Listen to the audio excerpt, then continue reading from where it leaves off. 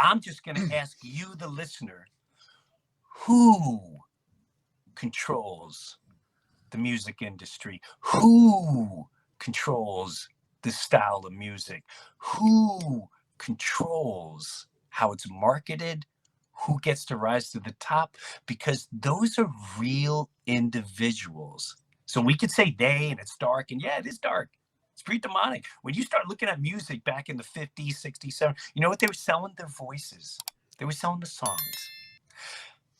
Somewhere along the line, they sold sex, violence, hatred, thug, disturbing material. What you watch every day is just soft porn and demons. They don't even try to hide the demonic symbols anymore. Yeah, right. But to me, the real important thing that everyone has to rise up to, maybe some of our history is not what we think it is. Because if the media and our history books are a lie, well, then how far do the lies go?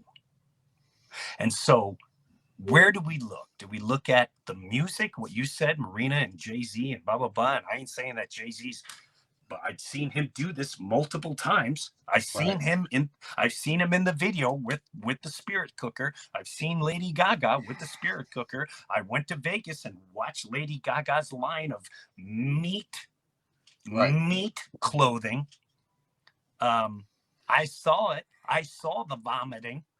That ritual, the very ritual of her gagging on another woman in a sexual, and then vomiting on the person, and they're dancing. So I just want people to know, as crazy as you may think this bunker may be, and again, I don't want to focus on this.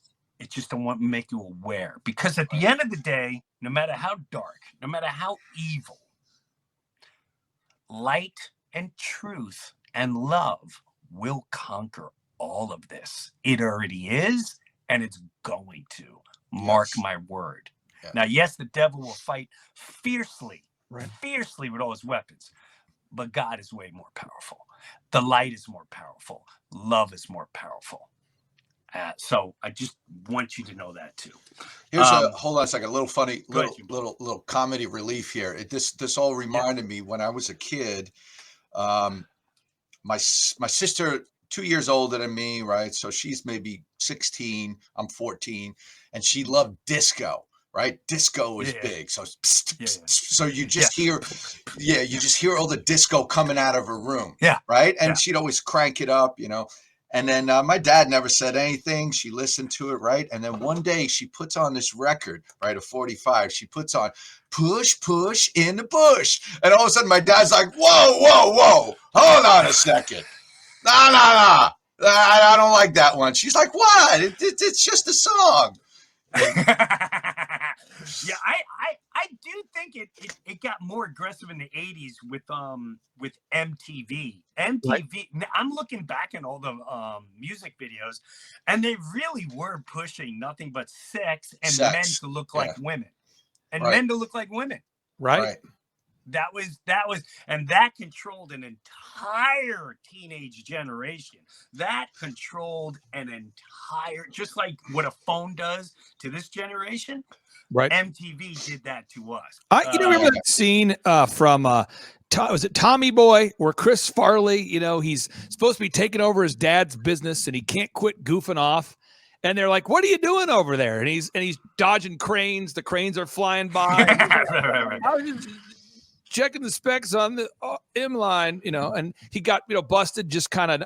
I think at this point, some of the symbolism is so in our face and so obvious. I mean, if anybody just does a search today on Google just type in Google Chrome logo 666, CERN logo 666, HR, the legislation, HR 666. You type in Gates patent W02020060606. You type in the World Economic Forum logo 666. At this point, it's so in your face. If you ask them, it's like you get that Chris Farley reaction. You'd say, Klaus Schwab, what's up with the logo, man? Why did you do the 666 theme? And it's like, I was just checking the specs on the M line, because it's just so in your face. At this point, it's just that's good.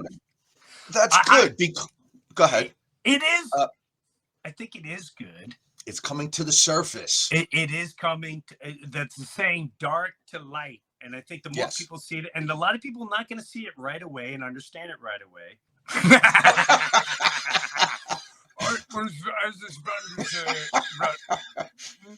ignore the symbolisms, and it is us that would control the universe, and soon we will have chips into every human being, but there will be no spirituality, and we humans, as we once know it, will no longer once exist. There'll just be me, once my 7 friends, and we will live and suck on all the blood of the humans and the babies and live happily once ever after.